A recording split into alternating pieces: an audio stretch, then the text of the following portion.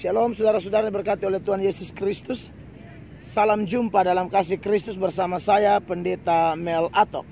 Saya mengucap syukur bahwa kali ini saya berada di Capitol Building di Washington DC, Amerika Serikat. Saya teringat satu cerita ketika ada seorang hamba Tuhan dari Amerika, saudara-saudara yang berkati oleh Tuhan Yesus. Dalam sebuah kisah, dia melayani, berkorban, menginjil di pedalaman Cina, saudara-saudara.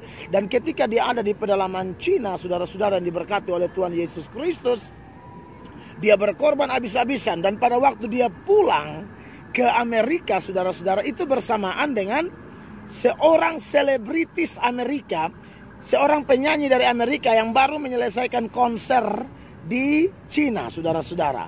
Nah, mereka satu pesawat nih. Pada waktu mereka pulang dan mendarat di Amerika, saudara-saudara, ternyata di bandara di mana mereka mendarat itu, terlalu banyak orang di bandara itu.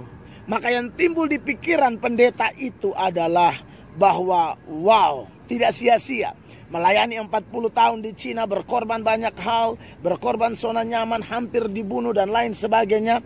Dan sekarang begini banyak orang di bandara. Karena pikiran dia mau disambut begitu.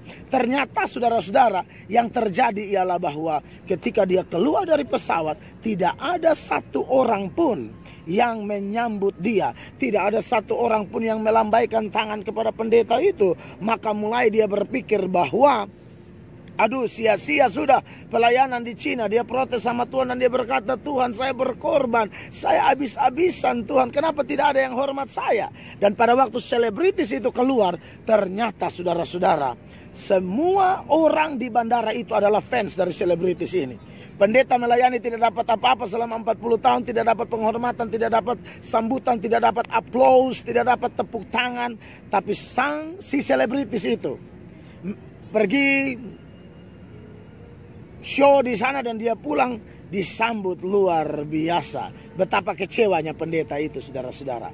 Tetapi singkat cerita, apa yang saudara tahu bahwa ketika dalam keadaan kecewa seperti itu, Roh Kudus bicara di hatinya, anakku, penghormatanmu tidak datang dari dunia ini.